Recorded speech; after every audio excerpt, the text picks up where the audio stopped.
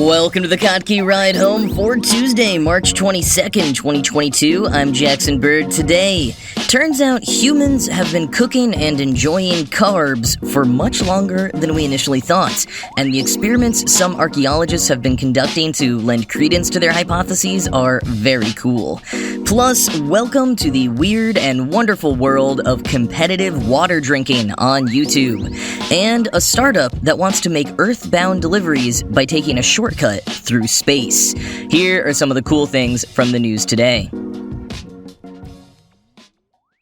So I don't really know why, but a few months ago, I decided to start making my own bread instead of buying it. I guess I was really feeling those early pandemic vibes, or maybe I was getting in touch with a much earlier period in our humanity, one that, it turns out, even predates the Neolithic Revolution and the domestication of crops. And while it's usually assumed that ancient humans living over 10,000 years ago subsisted mostly on animals they hunted, recent research suggests that they relied far more on grains in the form of things like porridge, stew, and more than we previously thought, even if those grains may not have been domesticated. And further research indicates that early humans were eating starchy plants 100,000 years ago, which, as a recent write-up in Nature kind of throws shade at, would undermine the thesis of the paleo diet. All of this new research in recent years comes a lot from DNA analysis and the examination of microscopic markings on artifacts. Much of it is being led by Laura Dietrich from the German Archaeological Institute in Berlin.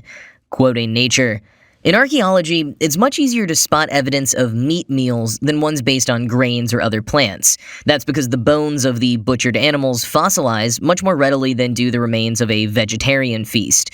The fragile nature of ancient plant remains makes archaeobotany, the study of how ancient people used plants, tricky, time-consuming work. Researchers use sieves, fine mesh, and buckets to wash and separate debris from archaeological sites.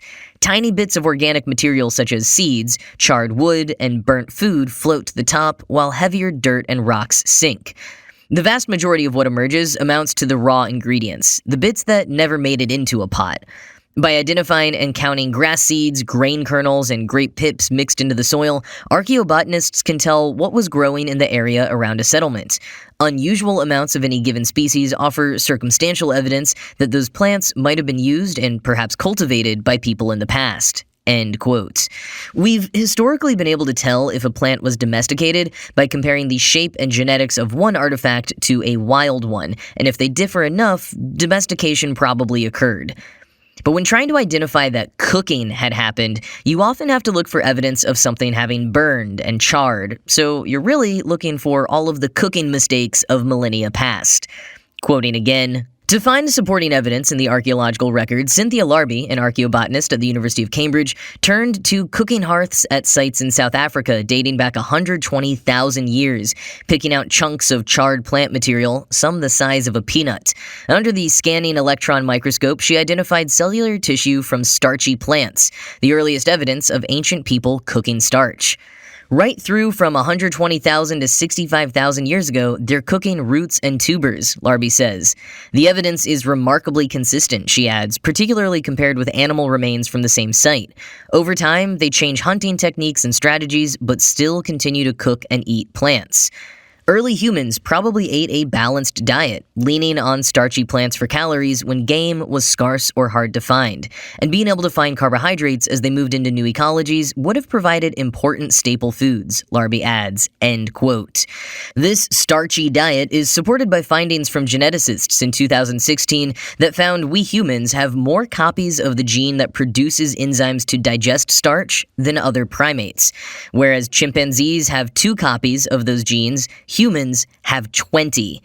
Based on analysis of dental plaque, it looks like even Neanderthals were eating a good amount of plants, including starchy grains. Advances in technology are certainly helping power all of these discoveries, but another element of it is a desire by some archaeologists to focus more on household activities, everyday lives, and the stories of people left out of the history books.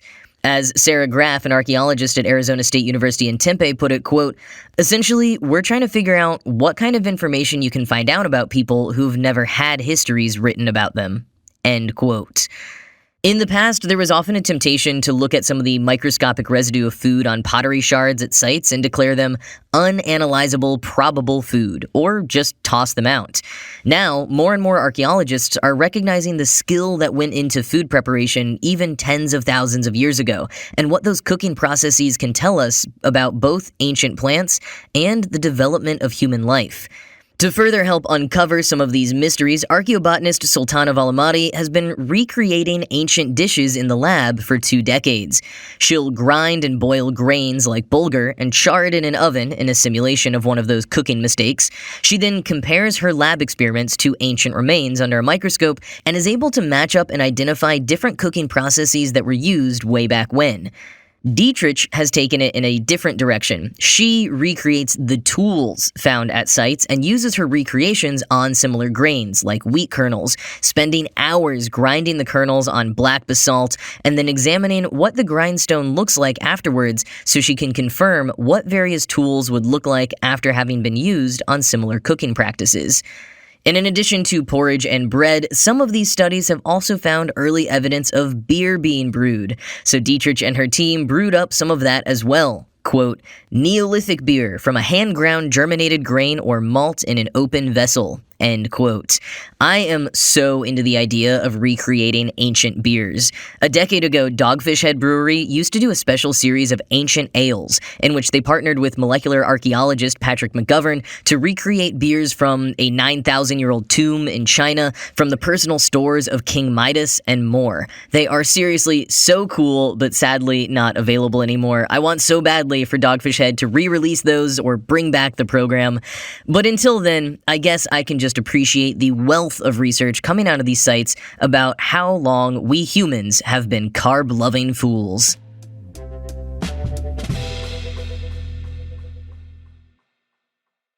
I don't really know how this happens, but I have somehow always gravitated towards groups of people online who love water. Whether it's the Hydro Homies subreddit, an old now fizzing page on Facebook for seltzer enthusiasts, or my obnoxious love of every single thing that Liquid Death mountain water produces. But one water micro-community I hadn't actually dipped my toe into is competitive water drinkers on YouTube. Vice profiled them a couple of years ago, and when the article came across my feed the other day, it really blew my mind. They're called drinkers, and they're YouTube creators who literally just drink water. They'll post hundreds or thousands of videos, often just a few seconds long, of them doing nothing more than drinking water. This is the kind of bonkers YouTube content that I really appreciate. Stuff that's not optimized for any kind of algorithm, it's not playing the game, there's no fancy thumbnails or titles, it's just a totally basic concept, fully committed to. Clickhole used to be really great at this. When YouTube expanded their upload times to multiple hours back in 2014, Clickhole posted a 3-hour video of butter softening. The title was very 2014. This stick of butter is left down at room temperature. You won't believe what happens next. The video has 1.5 million views. David Lynch is doing a good job of repopularizing a similar form of this content. He's been posting daily weather reports since the start of the pandemic. He literally just sits in his office and tells you about the weather outside his house for about 30 seconds. Sometimes he'll add in some extra thoughts. And more recently, he started posting number of the day videos in which he repeats the same lines every day and pulls a ball numbered 1 through 10 out of a jar. That's it. That's the video. I don't quite get it. And I don't think I'm really supposed to, and that's why I love it. And that's kind of how it is with the drinkers community of water drinkers on YouTube, except that they aren't just uploading to avoid like some offbeat creators or working with an established brand like Lynch and Clickhole. They've built and continue to foster a whole community of semi-competitive water drinkers. And while the videos are simple, just a person drinking on average 500 milliliters of water, the community and the norms run deep. It's all about getting as many drinks in as possible without hurting yourself by drinking too much water. There's a community Google Doc where they keep a leaderboard of how much each person has drunk. It's 1 water per video, and there are combined over 30,000 videos just for people active enough in the community to get in the Google Doc. Quoting Vice, The success rate for becoming a prolific drinker is quite low. Like a marathon runner, the majority of upstart drinkers hit a wall, usually around 100 bottles of water, and close their channel. And while there are many who start the journey into drinking, few still walk the path. A list of drinkers past and present kept by the group members shows that of the 88 people they know who've attempted to become drinkers, less than 20 really make a go of it. If you're going to be a water drinker, you can't just go in all willy-nilly. You do kind of have to follow some rules. It's not just laissez-faire hydration out there. The rules, of which there seems to only be two, work more or less on an honor system. First, and most importantly, you have to drink water. One drinker told Vice that he drank Pepsi in one video and was scorned by another drinker. And secondly, you should drink 500 milliliters in your videos as a way to keep it fair to the other drinkers. End quote. So it can get pretty precise. I was also surprised to learn that while some of it consider a big part of their lives, one person said it came up within the first 10 minutes of a first date, others are kind of embarrassed when friends or family find out. John Harchick, kind of the patriarch of the community and still the top drinker on the leaderboard, told Vice, quote, "For some reason, tens of thousands of strangers seeing something is very different than people close to you seeing it." End quote. Which I really get. I've been posting YouTube videos in various capacities since I was 16. That'll be half my life in a few months. And some of them are on pretty personal topics. Long ago, I had to reckon with that, the disconnect between the comfort I felt with the little online community I had and the reality that posting videos for them were necessarily public and therefore discoverable by anybody. My family, middle school teachers, old college roommates. There's something about interacting with strangers, or strangers who you discover a commonality with, where you can feel more comfortable expressing the parts of yourself that maybe you don't feel comfortable doing around people in your day-to-day life yet. I felt this a lot back in high school. I grew up acting on stage in community and regional theaters and never had much stage fright or any issues with performing to strangers. But when I got to high school and started performing in shows with my peers, I was petrified. I would totally choke at auditions. I couldn't get over how embarrassing it would be to perform poorly and then have to see the director again as my 7th period teacher or my fellow cast members or auditionees in math class that afternoon. Yeah, I think the internet has been so great at giving people an outlet and sometimes a community where they can explore parts of themselves that they aren't ready to test drive in front of friends or loved ones who might level judgment or ask too many questions. Case in point, despite how competitive the water drinkers can be, at the end of the day, they are all there for one another. Quoting again from Vice, "This is a community, and the drinkers, whether it be through email or online comments, talk regularly. They congratulate each other when someone hits a milestone and encourage each other to keep going. In fact, they've even collaborated to ring in 2019's New Year with John's 7,442nd video. In it, a collection of the top water drinkers count down to the New Year and a montage of them drinking and telling their fans to stay hydrated. They're a welcoming and exceedingly positive group, leaving positive comments in the videos of newbies and inviting people to join them. As one water drinker puts it, the group works with a the more the merrier philosophy." End quote. I will never get enough of seeing people come together over shared niche interests and choose to support each other rather than tear each other down.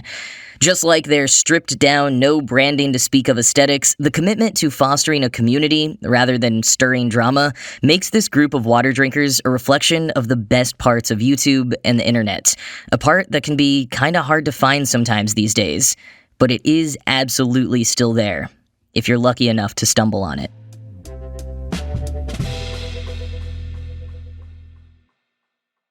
What if you could get a New York slice fresh from the city in San Francisco within 45 minutes? Or a life-saving artificial organ could be delivered to an operating room within just a few hours. That's the dream of a company called Inversion Space. They believe that space is the next frontier for delivery and delivery-style storage lockers in orbit. Quoting Interesting Engineering, "The startup aims to transport small payloads up to space via traditional rocket launches, where they will then be stored in a small orbital case. Inversion Space's concept would essentially create a library of on-demand payloads in orbital space. When the contents of those space cases are required, they are quickly deployed back into Earth's atmosphere like a comet at 25 times the speed of sound. A parachute then deploys a short while before touchdown, allowing for a smooth landing in a designated region." End quote. And from the New York Times, what Inversion is trying to do is not easy. Designing a vehicle for re-entry is a different engineering challenge than sending things up to space. When a capsule enters the atmosphere from space, it's traveling at such high speeds that there's the danger of burning up, a huge risk for human travelers and precious non-human cargo alike. Seetha Raghavan, a professor of the University of Central Florida's Mechanical and Aerospace Engineering Department, said it would be even more difficult to handle the heat, vibration, and deceleration of the capsule when the vehicle size shrank. Inversion's plan for capsules in orbit raises questions as well about whether it will contribute to congestion in space, already a problem with the mega constellations of satellites. And the abundance of satellites interfering with observations of planets, stars, and other celestial bodies has been a common complaint among astronomers. But Inversion said it was using materials to make its capsules significantly less reflective to decrease visual pollution. In addition, the company said its capsule would come with systems to avoid debris and collisions in orbit. End quote. The 23-year-old co-founders include a former SpaceX intern, and the company is currently a part of Y Combinator, having raised $10 million in its first 5 months with the startup incubator. But a big part of their business model depends on the continuing trend of rocket launches becoming cheaper and cheaper. The Times notes that the cost of launching a 1-kilogram payload to space has fallen 90% in the last 3 decades, and that SpaceX's Starship rocket is expected to push costs down even more. And even more good news for Inversion Space is that their capsules are significantly smaller than a full-size spacecraft. They'll be about 4 feet in diameter. The test ones right now are smaller, just about 20 inches in diameter. They look kind of like bulky room service plate covers. Honestly, I am not entirely sure how I feel about this, but the science is interesting for sure, and Interesting Engineering kind of summed it up quite bluntly, quote, "It's a pretty far-fetched proposition, but that's the private space sector for you." End quote.